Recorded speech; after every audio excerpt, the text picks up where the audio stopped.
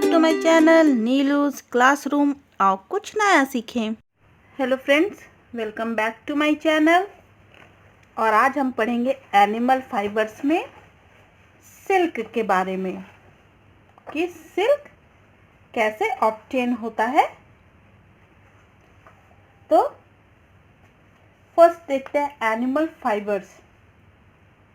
Long ago, human beings used leaves, barks of trees and skin of animals to cover their bodies. Then they learned the art of weaving and started making clothes. Clothes protect us against heat, cold, rain, dust and insects. So clothes should be clean and comfortable. We wear clothes depending on the climate. In summer, we wear loose, light colored cotton clothes. In winter, we wear thick, dark colored clothes made of wool, fur or leather.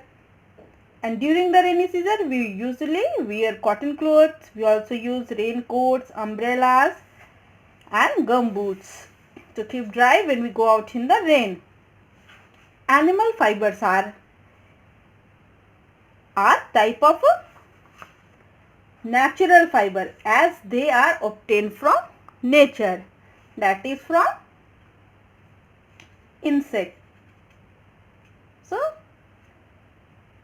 animal fibers, these include wool and silk.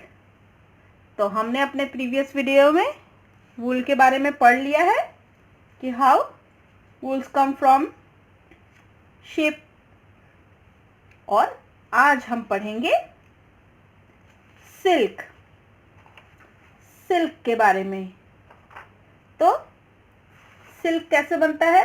Silk yarn is made from the thread like filaments that a silkworm spin around itself to form its cocoon. It is prized fiber because of its natural lustrous appearance. Silk does not conduct heat and is therefore a good insulator, keeping a person warm in winter and cool in summer.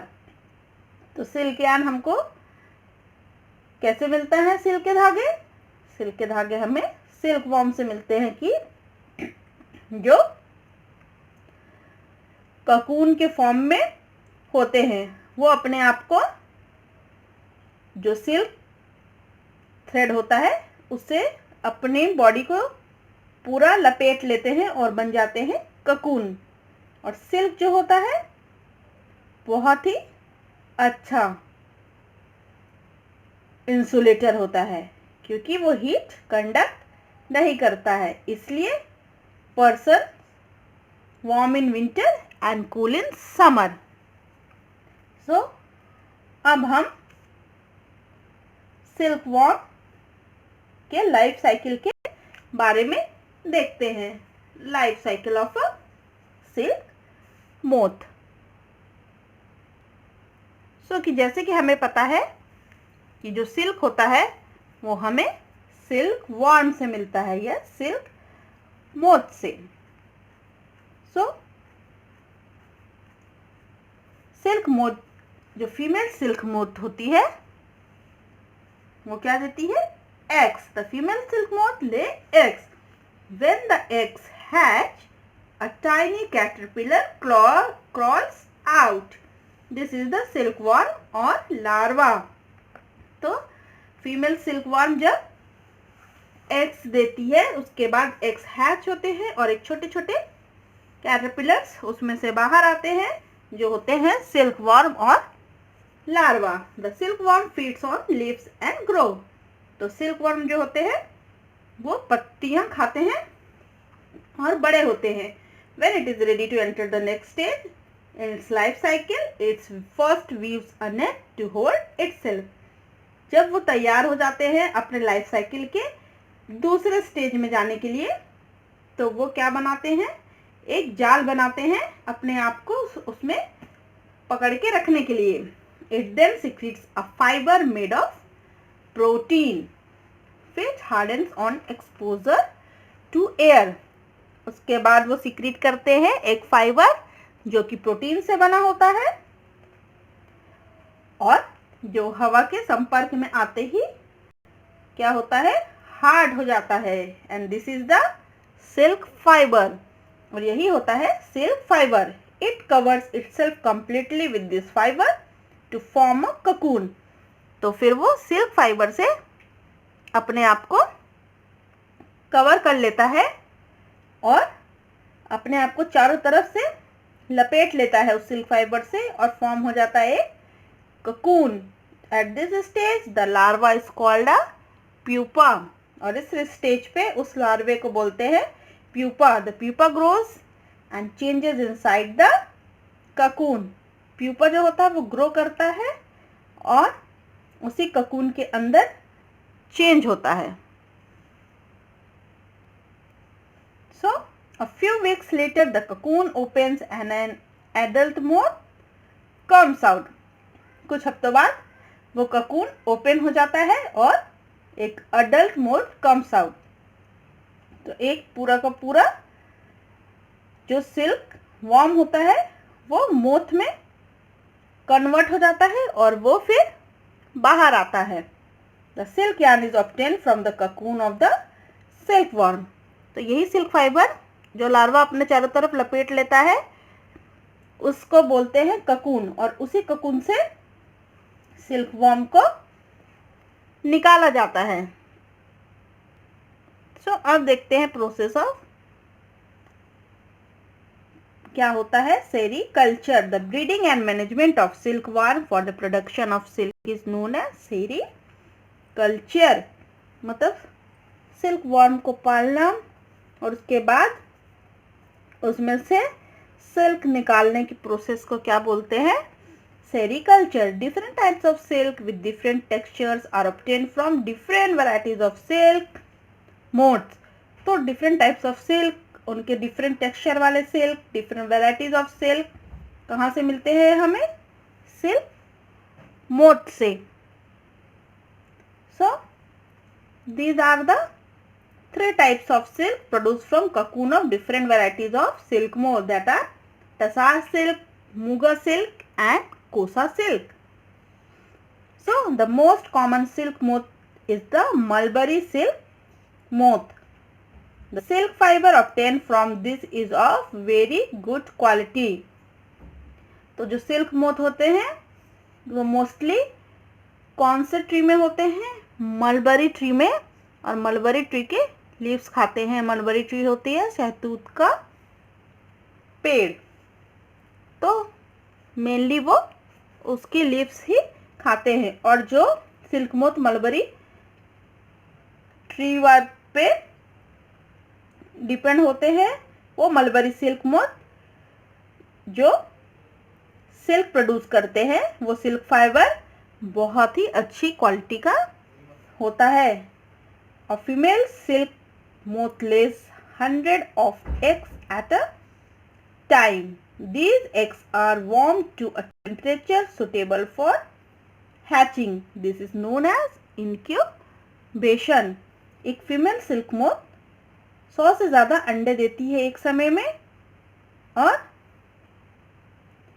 उस अंडे को एक suitable temperature पे warm किया जाता है, गर्म रखा जाता है ताकि वो हैच हो सके, और this process is known as incubation. तो अंडों को इंक्यूबेट किया जाता है ताकि वो हैच हो सके, और इस प्रोसेस को बोलते हैं इंक्यूबेशन।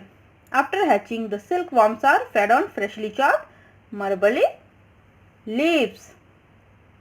तो ये प्रोसेस सेरीकल्चर में होता है, किस तरीके से ब्रीडिंग और मैनेजमेंट होता है सिल्क वॉर्म का। अभी हम वो देख रहे हैं। After hatching the silk worms are fed on freshly chopped mulberry leaves. जब हैच हो जाते हैं और सिल्क वॉर्म लार्वे बाहर आते हैं तो उन्हें फ्रेशली चॉप्ड मलबरी लीव्स खाने को दी जाती है। For 6 weeks the worm eats almost continuously and increase in size. 6 हफ्तों तक जो लार्वा वॉर्म्स होते हैं सिल्क वॉर्म वो कंटिन्यूसली लीव्स खाते रहते हैं और अपने साइज में ग्रो होते रहते हैं। At the end of this period they are ready to spin their cocoons. और इस पीरियड के एंड तक वो रेडी हो जाते हैं ककून में तब्दील होने के लिए। मतलब वो सिल्क फाइबर बनाते हैं और अपने आप को सिल्क फाइबर से पूरे तरीके से लपेट लेते हैं, और इस स्टेज को बोलते हैं ककून।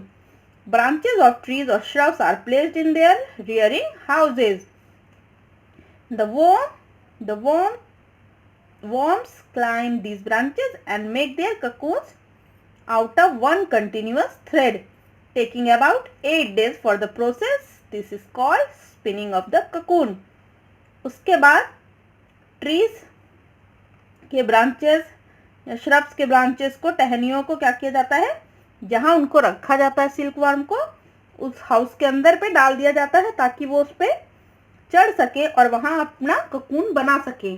और ककून बनाने के लिए वो एक लंबे थ्रेड से, जो सिल्क फाइबर्स का होता है, अपने आप को लपेटते हैं। और ये प्रोसेस कम से कम होने में 8 दिन लग जाते हैं, और इसी प्रोसेस को बोलते हैं spinning of the cocoon.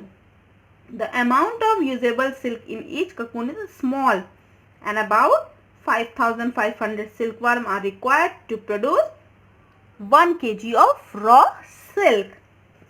So, एक ककून से हमें यूज करने लायक बहुत ही थोड़ा सा सिल्क मिलता है।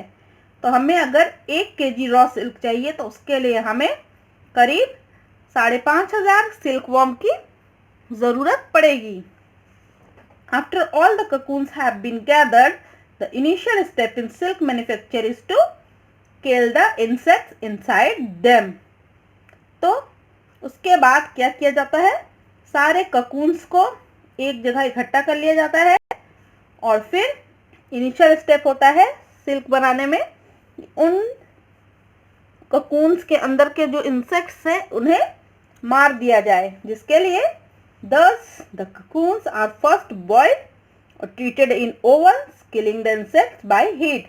जिसके लिए ककून्स को क्या किया जाता है, पहले उबाला जाता है या फिर ओवन में रखा जाता है ताकि गर्मी से मर जाए वो insects. The silk fiber is obtained from the cocoon by a delicate process known as reeling or filature. तो सिल्क फाइबर ऑब्टेन करने की, ककून से ऑब्टेन करने की जो प्रोसेस होती है उसे रीलिंग बोलते हैं। The cocoons are first heated in boiling water to dissolve the gummy substance that holds the cocoon filament in place.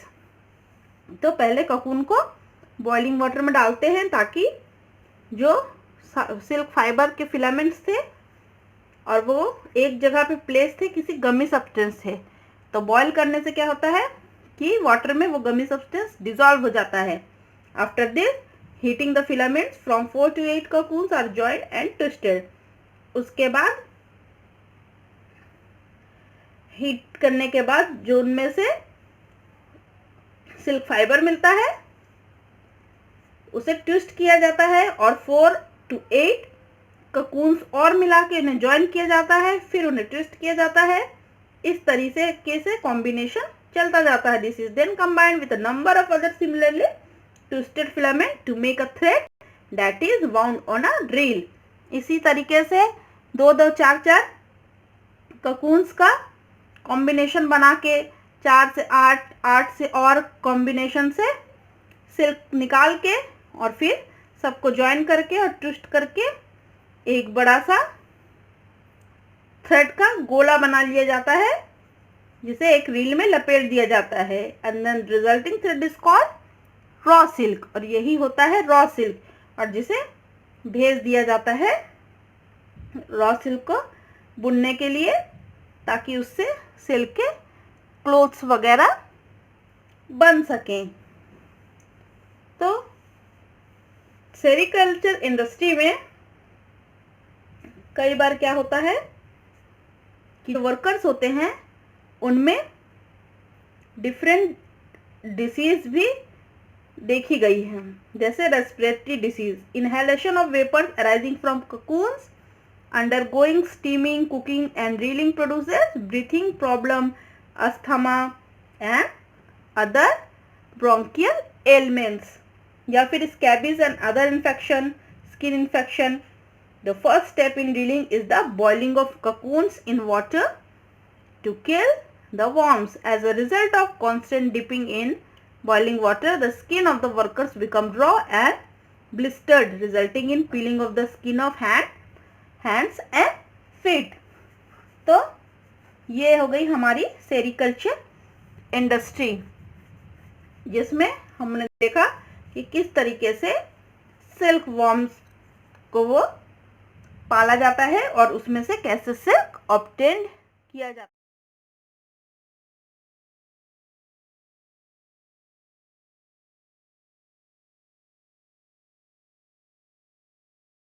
अगर ये वीडियो आपको पसंद आया हो तो प्लीज़ इसे लाइक करें, शेयर करें, चैनल को सब्सक्राइब करना ना भूलें।